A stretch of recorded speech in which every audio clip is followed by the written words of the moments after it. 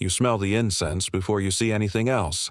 Myrrh and cedar smoke so thick it coats your throat. The drumbeat is steady, primal, echoing off stone walls that have stood for 1,000 years. You've climbed 7 levels of the ziggurat, your legs burning, your lungs tight in the desert heat that doesn't fade even after sunset.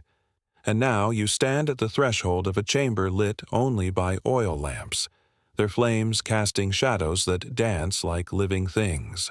Inside, a woman waits. She is draped in lapis lazuli and gold, her eyes lined with kohl, her skin anointed with oils that catch the light. She is not waiting for a prayer, she is waiting for a king. And what happens in this room tonight will determine whether the crops grow, whether the rivers flood, whether the empire survives another year. If you're watching this from somewhere in the world right now, drop a comment and let me know. I'm constantly amazed that we can reach across centuries and continents to uncover stories like this together. The place is Babylon. The time is roughly 1800 BCE, during the reign of Hammurabi's successors, when the city stood as the jewel of Mesopotamia, a sprawling metropolis of hanging gardens, astronomical towers, and temple complexes that dominated the landscape like man-made mountains. This was the age when law was being codified, when mathematics and astronomy were born, when humanity was learning to organize itself into something resembling civilization. But beneath all that order, beneath the legal codes and architectural marvels, there existed a current of ritual practice that later cultures would deliberately misunderstand, distort, and condemn. Because what happened in the temples of ancient Babylon was not what conquerors and moralists would later claim. It was something far more complex, far more sacred, and far more human. The ritual that unfolded at the top of the ziggurat each year was called the sacred marriage, or in the ancient language, hieros gamos. It was not symbolic theater, it was not metaphor. It was the literal enactment of cosmic order, performed by the king and the high priestess of Ishtar, the goddess who embodied the most profound paradox of ancient Mesopotamian thought. She was both the giver of life and the dealer of death, the goddess of sensual love and brutal warfare, the protector of lovers and the patron of soldiers. To honor her was to acknowledge that creation and destruction were inseparable, that fertility and mortality were two faces of the same divine force. The preparation for this ritual began weeks in advance. The high priestess, whose name in one recorded instance was Enheduanna, though many others served before and after, was not simply a religious figure. She was one of the most powerful women in the empire, often the daughter of royalty, educated in astronomy, mathematics, and the intricate liturgical poetry that formed the backbone of Babylonian theology. She owned property. She commanded servants. She advised kings. But once a year, during the New Year festival known as Akitu, she became something more than human. She became the physical embodiment of the goddess herself. The process of transformation was elaborate and profoundly ritualized. For 7 days, the priestess would undergo purification rites in the sacred precinct of the temple. She bathed in water drawn from the Euphrates at dawn, when the river was believed to carry the essence of Enki, the god of wisdom and fresh water. Her body was massaged with oils infused with precious substances, frankincense from distant Arabia, cassia from the edge of the known world, saffron worth its weight in silver. These were not cosmetic treatments. Each substance had theological significance, connecting her physical form to the cosmic forces she would soon channel.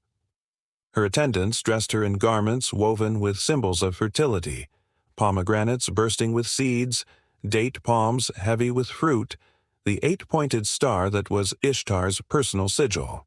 Gold jewelry adorned her wrists, ankles, and throat, each piece inscribed with prayers in cuneiform script so small it could barely be read by candlelight. The weight of the gold was intentional. She needed to feel the burden of what she carried, the literal and metaphorical weight of a goddess descending into human form. Meanwhile, the king underwent his own transformation. Hammurabi's successor, let us call him by the name recorded in fragmentary clay tablets, Samsu-Iluna, was stripped of his royal regalia. His crown was removed. His weapons were taken away. He was bathed by priests who chanted hymns that had been passed down for generations, washing away his identity as a warrior and administrator. For this one night, he would not be a king. He would be Dumuzi, the divine shepherd, the mythological consort of Ishtar, the god of fertility whose annual death and resurrection mirrored the cycle of the seasons. The significance of this ritual cannot be overstated. In the Babylonian worldview, the cosmos operated according to patterns established at the moment of creation. The gods had brought order out of chaos, and that order had to be continually renewed through ritual reenactment. The sacred marriage was the most important of these reenactments because it symbolized the union of heaven and earth, the merging of divine creative power with mortal existence. If the ritual was performed correctly, the goddess would be pleased. The rains would come. The barley would grow. The livestock would multiply. The empire would prosper. If it was not performed, or performed incorrectly, the consequences were existential. Famine, drought, invasion, the collapse of the cosmic order itself. As night fell on the final day of the Akitu festival, torches were lit throughout the city, the streets filled with revelers, not in drunken chaos but in coordinated celebration. Musicians played lyres and drums. Dancers performed in temple courtyards. The entire city became a stage for the renewal of existence. And at the appointed hour, the king began his ascent of the ziggurat. 7 levels, each one representing a celestial sphere, a layer of reality that separated the mortal world from the realm of the gods. With each level, he left more of his human identity behind. By the time he reached the top, Samsu-Iluna was no longer entirely himself. He had become something between king and god, a liminal figure capable of bridging 2 worlds. The chamber at the summit was designed to mirror Ishtar's celestial bedchamber. The walls were painted with scenes of cosmic creation, the primordial waters being separated, the first land emerging from chaos, animals and plants springing into existence. The bed itself was not a bed as we would understand it. It was an altar, elevated, draped in crimson and purple fabrics dyed with murex shells harvested from the distant Mediterranean. Incense burners filled the room with smoke that was believed to carry prayers directly to heaven. The priestess waited there, seated on a throne of carved cedar. When the king entered, she did not rise. She did not bow. In this moment, she outranked him. She was the goddess, and he was the supplicant. The liturgy that followed was not improvised. Every word had been composed centuries earlier, refined through generations of ritual practice. The king spoke first, reciting hymns that praised Ishtar's beauty, her power, her terrible and wonderful nature. The priestess responded with the voice of the goddess, accepting his devotion, granting her favor to the land he represented.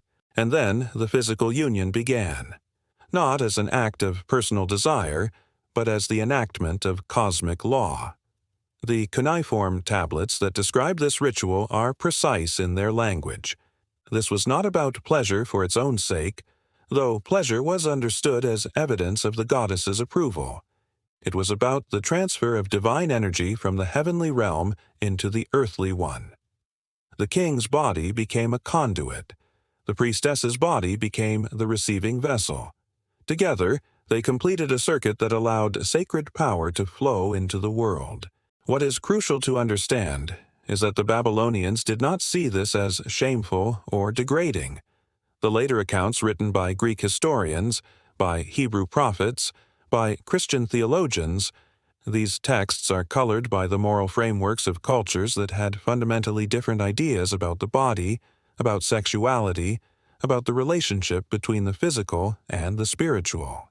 When Herodotus wrote about Babylonian temple prostitution, he was not recording objective history. He was interpreting practices he didn't understand through the lens of Greek values that saw temple sexuality as exotic and scandalous. The reality was far more nuanced. Yes, there were women who served in the temples of Ishtar and who engaged in sacred sexuality as part of their religious duties. But they were not prostitutes in any modern sense. They were kadishtu, holy women whose sexual activity was understood as a form of prayer, a way of channeling the creative power of the goddess into the world. They were trained in ritual, in music, in the theological complexities of their role. They were respected members of society, not marginalized outcasts. The confusion, or deliberate misrepresentation, came later, when Babylon fell to conquerors who wanted to justify their conquest by painting the defeated culture as morally corrupt.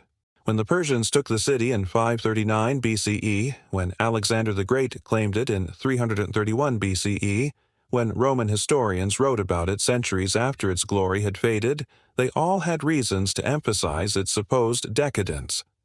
A city that honored sexual pleasure as sacred was easy to condemn, easy to contrast with supposedly purer, more austere cultures.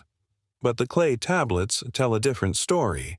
The Epic of Gilgamesh, one of humanity's oldest surviving works of literature, contains passages where the hero's transformation from savage to civilized man begins, when a temple woman named Shamhat spends 7 days teaching him the ways of humanity, through conversation, through culture, and yes, through intimate connection. This was not portrayed as corruption. It was portrayed as enlightenment, as the essential process through which a wild being became fully human. The rituals themselves were recorded in extraordinary detail. Archaeologists working in the ruins of Babylon in the 19th and 20th centuries uncovered thousands of clay tablets, administrative records, legal documents, religious texts. Among them were liturgies for the sacred marriage, complete with stage directions. They described the timing of the ritual down to specific hours, the exact positioning of participants, the words that had to be spoken, the offerings that had to be made. This was not spontaneous or chaotic. It was as carefully choreographed as any religious ceremony in any culture, as formal as a Catholic Mass or a Jewish Passover Seder. One tablet, translated by scholars in the 1960s, contains a hymn meant to be sung by the priestess at the moment of union. It reads, in part, "My vulva, the horn, the boat of heaven, is full of eagerness like the young moon. My untilled land lies fallow. As for me, Inanna, who will plow my vulva? Who will plow my high field? Who will plow my wet ground?" The king responds, "Great lady, the king will plow your vulva. I, Dumuzi the king, will plow your vulva." The agricultural metaphor is explicit and deliberate. Plowing the field, planting the seed, awaiting the harvest. These were the fundamental activities upon which survival depended, and the ritual made that connection literal. After the sacred marriage was completed, the king and priestess would emerge from the chamber at dawn. The city, which had waited through the night in anticipation, would erupt in celebration. The ritual's successful completion meant another year of divine favor, another cycle of life assured. Gifts would be distributed. Prisoners would be pardoned. Marriages would be arranged. The entire social order would renew itself in imitation of the cosmic renewal that had just taken place. But not everyone in the ancient world viewed these practices with the reverence that Babylonians did. The Hebrew prophets, writing as their people were carried into Babylonian captivity after 586 BCE, saw these rituals through the lens of their own monotheistic framework. To them, any worship that involved physical pleasure, any theology that celebrated the body, was inherently false and dangerous. The Book of Revelation's famous Whore of Babylon passage is a direct polemic against these very rituals, a deliberate inversion that turned the sacred marriage into a symbol of ultimate spiritual corruption. This condemnation would echo through centuries. Early Christian theologians used Babylon as their primary example of pagan decadence. Medieval writers embellished the accounts with lurid details that had no historical basis. By the time European archaeologists began excavating Mesopotamian sites in the 1800s, They arrived with preconceptions shaped by millennia of hostile propaganda. They expected to find evidence of orgies and depravity. What they actually found was evidence of sophisticated theology, complex ritual practice, and a culture that understood sexuality as sacred rather than sinful. The transformation of Babylon's reputation from a center of sacred sexuality to a byword for moral corruption is itself a story about power, about how victors write history, about how cultural practices that challenge later norms get reinterpreted as evidence of primitiveness or moral failure. The Babylonians were not naive about human nature. They had laws against rape, against adultery, against sexual violence. But they also believed that consensual, ritualized sexual activity could serve spiritual purposes, could connect humans to divine forces, could ensure the continuation of life itself. Modern scholarship has worked to recover this more nuanced understanding. Assyriologists like Thorkild Jakobsen and Samuel Noah Kramer spent decades translating the ritual texts, placing them in proper context, explaining the theological framework that made them comprehensible to their original practitioners. What emerges is not a picture of licentiousness, but of a culture that took sexuality seriously enough to make it sacred, that understood physical pleasure as a gift from the gods rather than a temptation from demons. The legacy of these rituals extends far beyond Babylon itself. Elements of sacred sexuality appear in cultures across the ancient world, in the temples of Aphrodite in Greece, in certain tantric practices in India, in indigenous traditions on every inhabited continent. The human impulse to connect physical intimacy with spiritual transcendence seems to be nearly universal. What varies is whether cultures honor that impulse or suppress it, celebrate it or condemn it.